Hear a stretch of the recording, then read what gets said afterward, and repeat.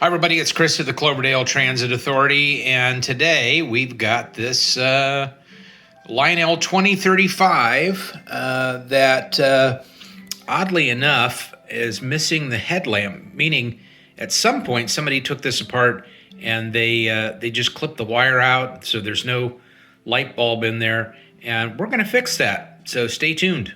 Okay, well, now we got the shell off, and yeah, so not too bad. I mean, there's a few pieces, parts. You kind of have to pull some of the running gear apart here, the drivers. So this is kind of sagging down. Yeah, so it's kind of dirty in here. I'm gonna, while I've got it here, I'm gonna take a few things apart and clean them. But most of what I'm trying to do is get this, and actually, lo and behold, I think this little wire here that is hanging out is what is left of the headlamp wire. So that tells me this is where I need to solder to. So that's great. And then I'm going to get in here and clean this up. I'm going to clean up the armature and the brushes just because I'm in here. So hey, why not? All right, so we kind of got ready to get the brush plate off here, and for those of you who've never dealt with this stuff before, underneath here is the little brass face thing that spins around. That's the armature, and it causes it's involved in creating a magnetic field. But I do see a couple things. This could be an issue where the brushes are not in the right spot, which they are now. Of course, it doesn't matter because I'm going to take this whole thing off. But yeah, and just trying to get some of this cleaned up. I'll tell you what, a soft bristle toothbrush, and I've got a couple for a variety of things, that really sort of helps. Yeah, so I had a comment where they said, hey, we'd like to see you doing more of the work, because I kind of cut between doing stuff. And I'm just going to show you how I take this brush plate off. And these little things here are the brushes underneath that ride on that. So let's just be secure in the fact that somehow the folks at Lionel figured out how to do this. And like I always say, these are kind of like old electric clocks in the shape of a train, very similar. Anyway, so now the brush plate is loose, and you'll see it's on this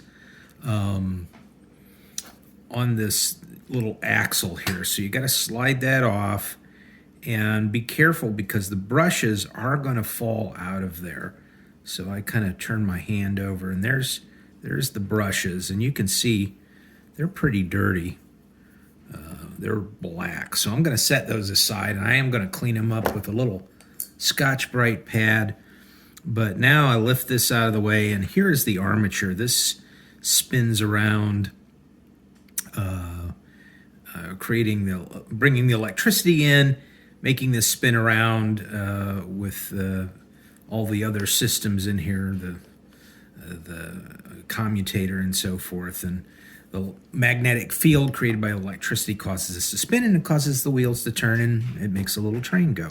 So anyway, on the back of this, usually it's pretty dirty as well. Be real careful because most of these in here are the original wires. So I'm gonna clean this up a little bit, and then also I'm gonna get some Q-tips, and I'm gonna get them in there and clean that out. I'm gonna go get my can of contact cleaner, but you can see how dirty that is. That's supposed to be shiny, like a shiny copper. So I'm gonna go get a couple of little extra things, and I'm gonna get in there, and I'm gonna clean that out. All right, so let's take a look. So I use this WD-40. WD-40 makes a contact cleaner, fairly inexpensive, and it's quick drying, as it says right here, and it's really good to kind of clean some of this stuff. So I'm gonna go in here and just easily or that easily, or what I'm doing, one of the two, and get in there and get that damp with that contact cleaner, and then kind of get in there.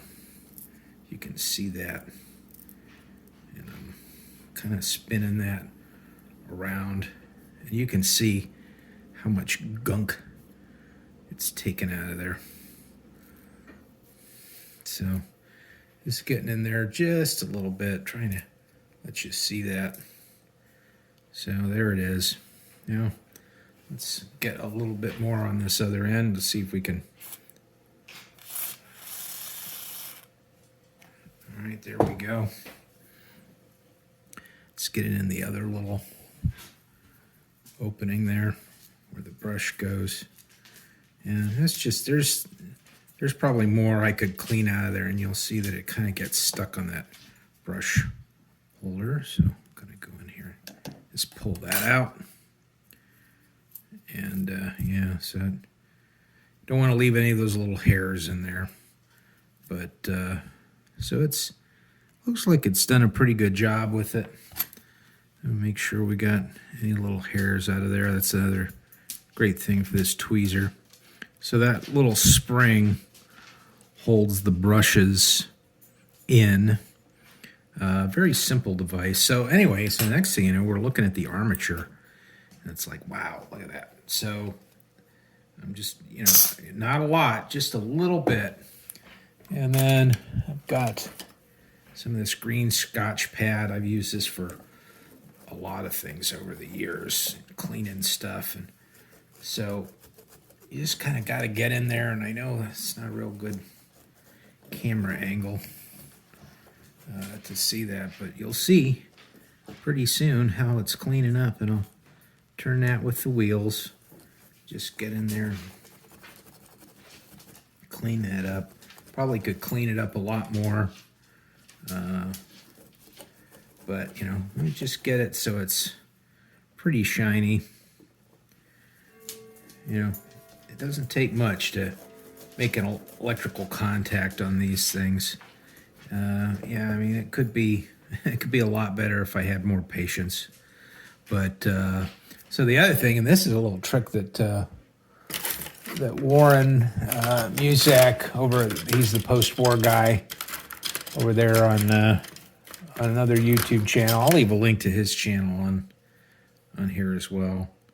And I'm gonna watch because these are all starting to kind of get in the way. But take a little toothpick or anything and make sure that you get in these little grooves, because there's carbon that builds up in there. So you just want to get that out of there so it's not breaking up into little pieces. But you can see it's pretty good. It's a lot better than it was. So first off, we want to go over here and we want to clean these brushes. So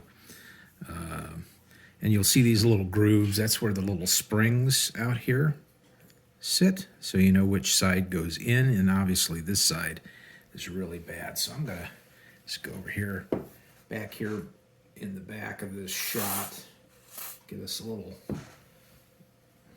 bit there, and kind of just take it and just kind of clean it up a little bit. You know, it's not too bad. It's kind of small, so it's a little hard to hang on to, but sometimes you just set it down. And sorry if you're not seeing a lot of this stuff in detail. You know, it's all these small parts, kind of hard to get on camera. But yeah, so I'm just cleaning it up a little bit as best I can, so it's a little bit better than it was. And obviously it is. I mean, look at that. That's, you know, you can actually see the copper on here. So, all right, so there's that one. The secret is, first off, I'm going to stop the video for a second. I got one more thing I got to grab here to show you how we get this lubricated. And you'll see this little shaft here sometimes get some gunk on it, so we want to get that cleaned up before we lubricate it. So all right, so now we got some some lubricating oil specifically made for model railroading. And I hear a lot of people say, oh, you can just use some regular oil. You can use 3-in-1 oil. I like this because it's got the little needle spout on it.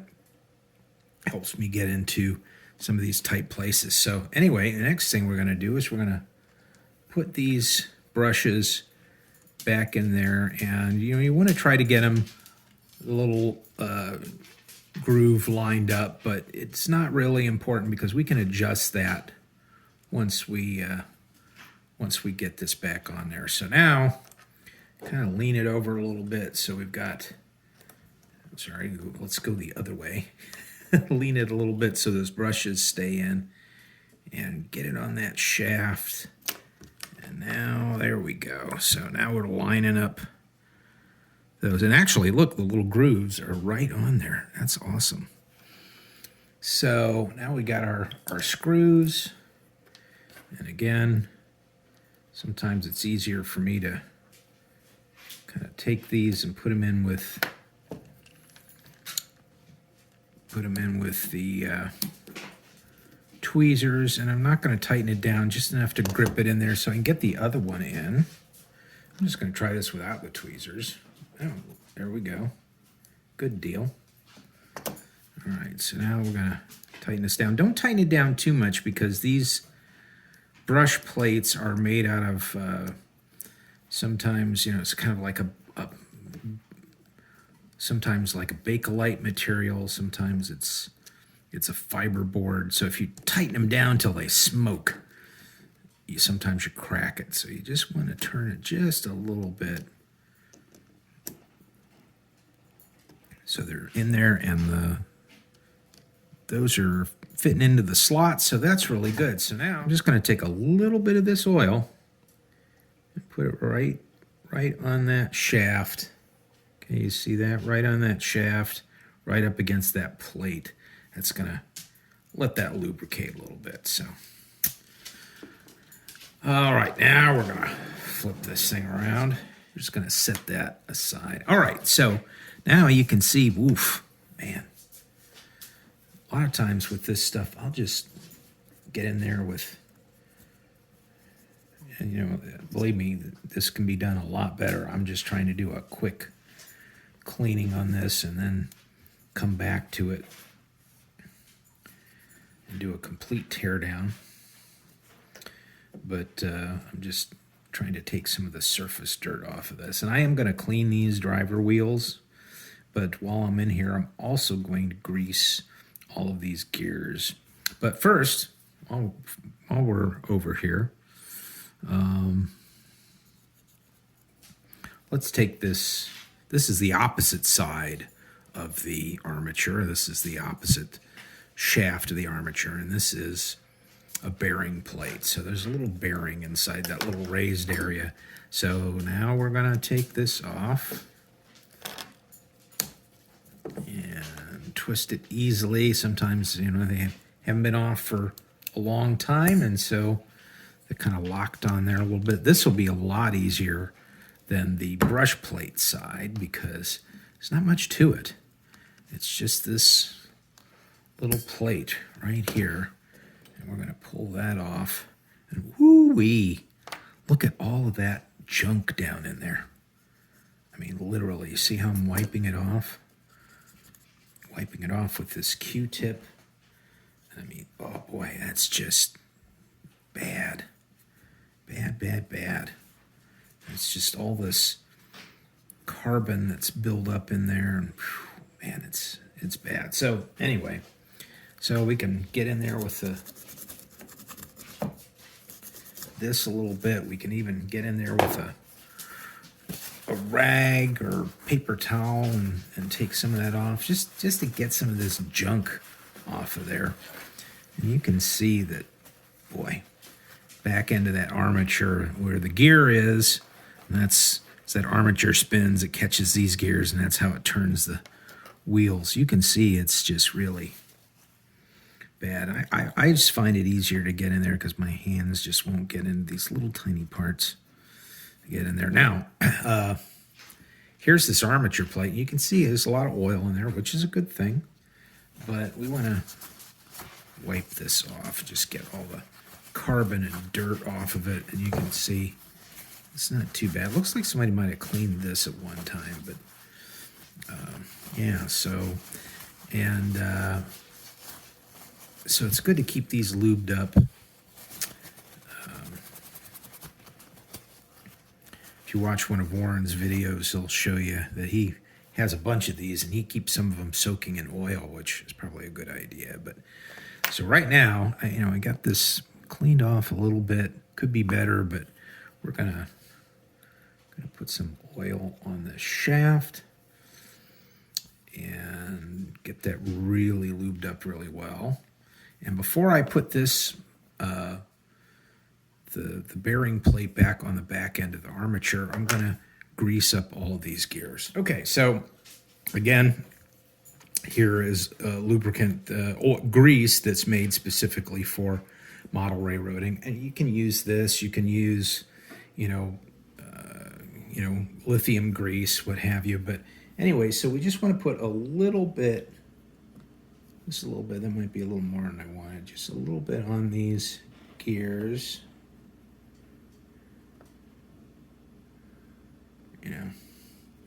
And they will distribute as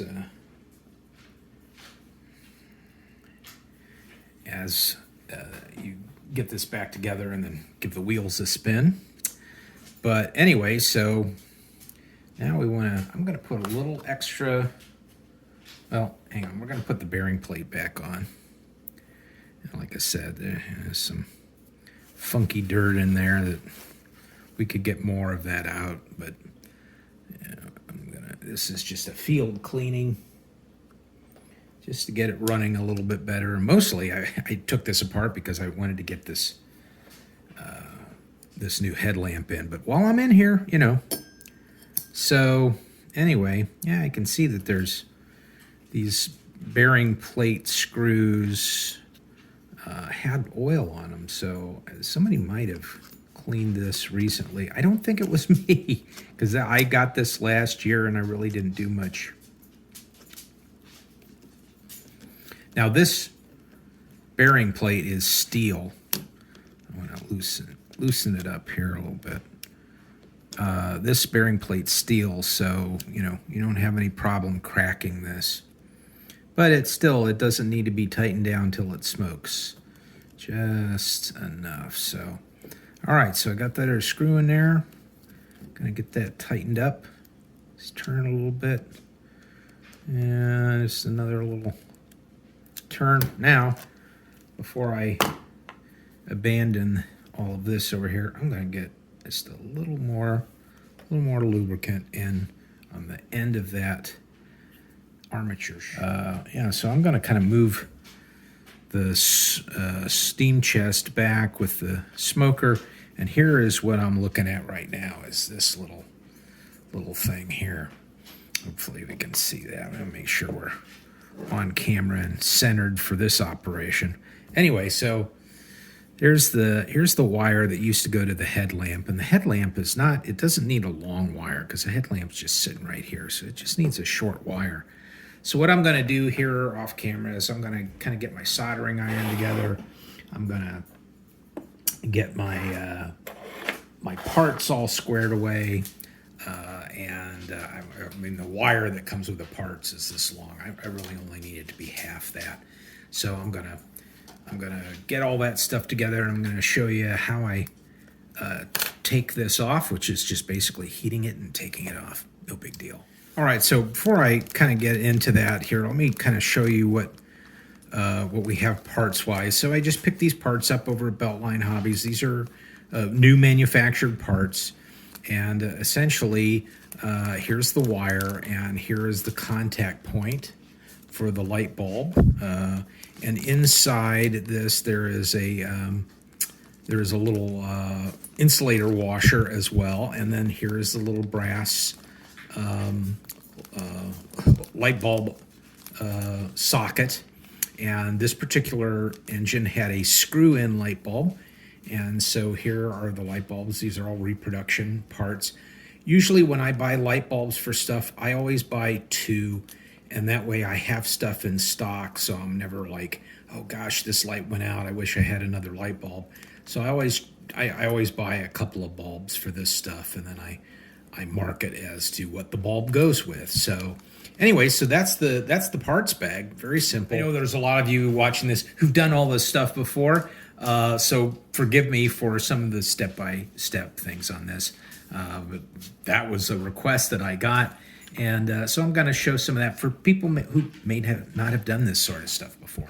So, all right, let's get the soldering iron hot. Okay, so now I have my soldering iron from the 1960s heated up. So I'm just basically going to kind of probe this a little bit, heat this up, and see if I can just slowly but surely peel this wire away. So I'm just kind of unsoldering it. You see it's starting to come. So yeah, it's just to clean it up a little bit. There we go. Oop. All right, so, oh, there it goes. Easy peasy. All right, so now the hard part is, of course, putting the new wire on. So I'm going to prep that new wire because, again, I don't need all that length of wire. I just need, probably about 3 inches, and that'll give it some play. And then I'll be able to solder it back into this contact point, which is where it will pull power from to ignite the light bulb for the headlamp. All right, so we're prepping out here to get this. So I've cut this wire just short enough to do what I need to do from here up to about here. So what I'm going to do is I'm going to prep the end of this by getting a little bit of solder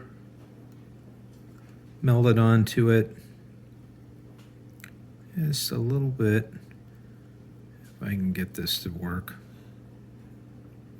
That way, if you put a little solder on the tip of your bare wire, you can solder it. There we go.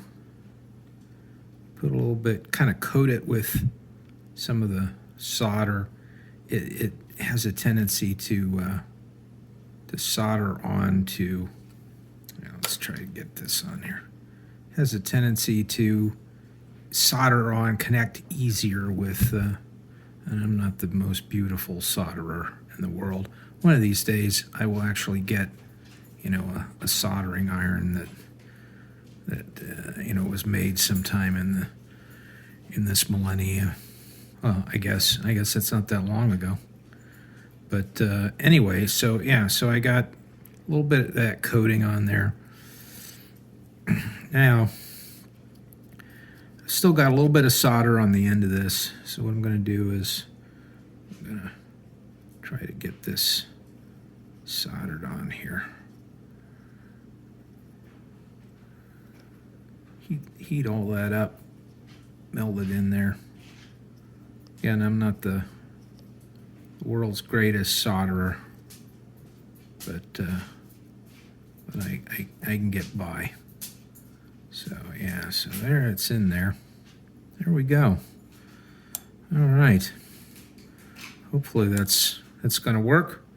All right, there it is. So now what we need to do is actually, I decided I wasn't as brave as what I thought I was.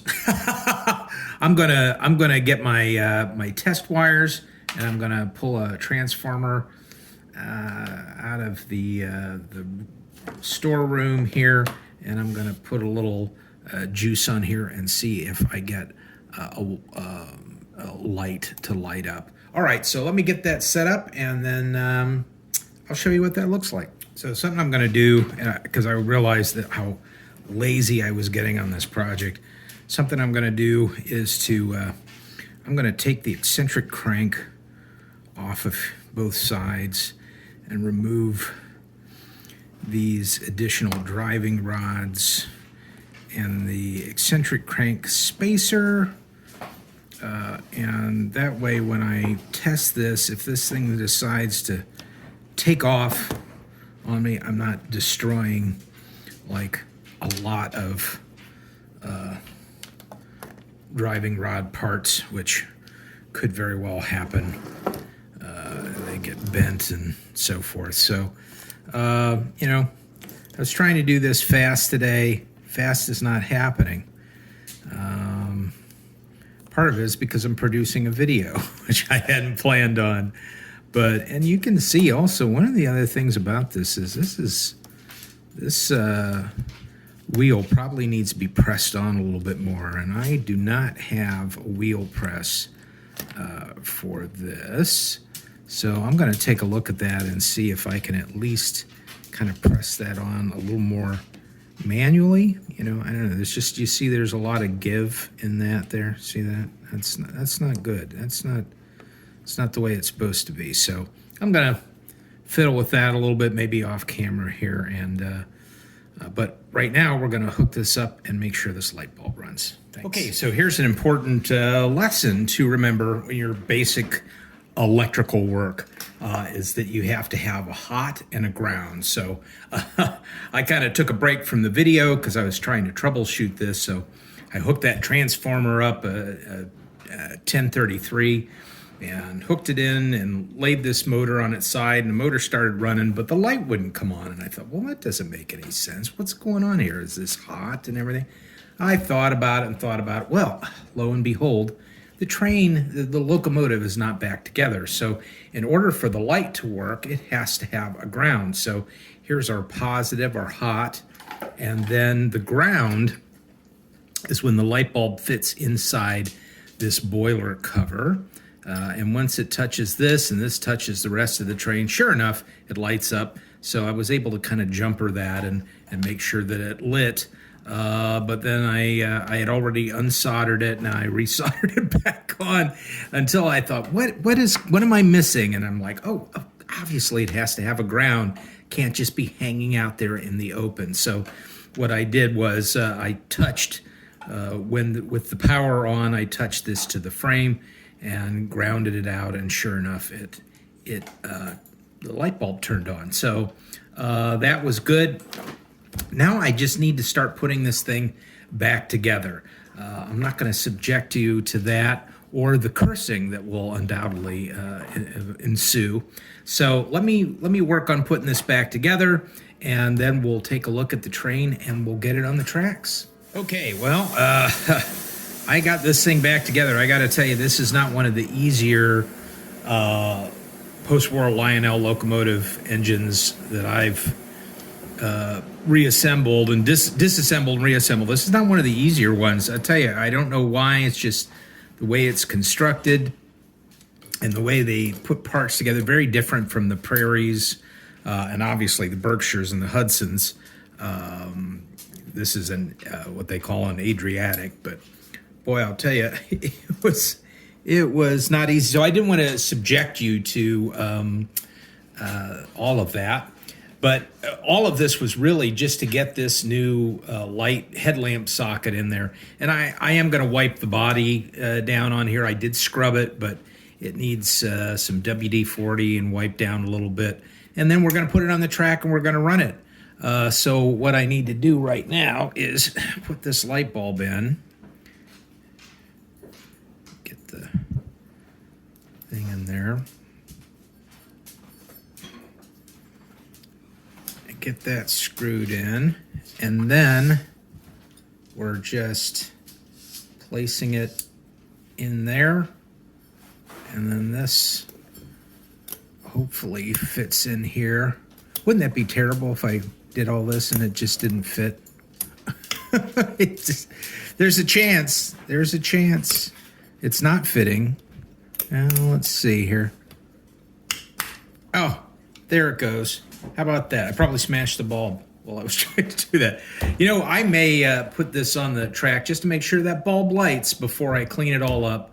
But you'll see it next once we've had it all cleaned up. I will show you, actually, now that I think about it, I've talked a little bit about how I use WD-40 to clean all these. So I'm going to show you that as well. But we're going to do a test run on the track here real quick.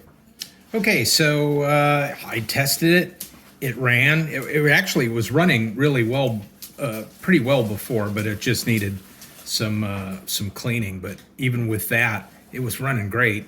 unit's really good in this particular locomotive.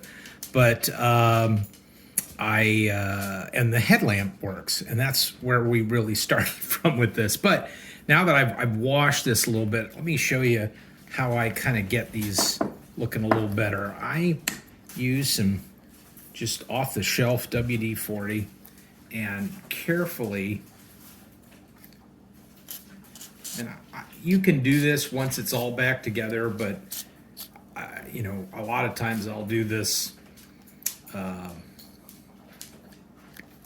when the shell is off, and then just a little hobby brush, and I just start working it in there. It's almost like I'm painting this thing. And you know, because it's just metal, it wants this kind of lubricated finish on there. And you know, you can do this with ones that have been, you know, repainted and not repainted, and you know, so forth. But yeah, so I just kind of get it down in here, and it just kind of cleans it up a little bit. But I always say it's kind of like cleaning a gun. Now I'll come around to the other side. We're going to add just a little bit more, and then I can use this, just sort of spread it around. I don't get it in there too thick, but it looks like it's kind of gloppy. But I'm gonna, after I do this, then I go in with usually with a paper towel. All right, so now it's had a chance to soak in, so I'm just to take the extra off of it, you know, so it's not just kind of pooling on the locomotive. But and see how shiny it looks, you know. Now I know, and you know, that real steam engines burning coal and oil were not this clean. And these probably won't remain that clean either. They get dusty, and they get gooey, and they get greasy, you know, so that's fine. I mean, you know, some people go a long way, you know, in the scale world to get their locomotives looking kind of schmutzy, like a real steam locomotive would have been. But and then, you know, there's others who say, oh my God, I paid $2,000 for this. I'm not getting dirt anywhere near it. And I understand that too. So there is the Lionel 2035. Trying to remember what year this was from. I think this was from like 1951 or 52. I've forgotten. That's why I need to have that chalkboard going downstairs that has all the information and the maintenance schedule for these. But the most important thing is now it has a working headlamp, and so we're going to put it on the rails here under the tree, and we're going to let her run. Thanks for watching. We'll see you in the next video.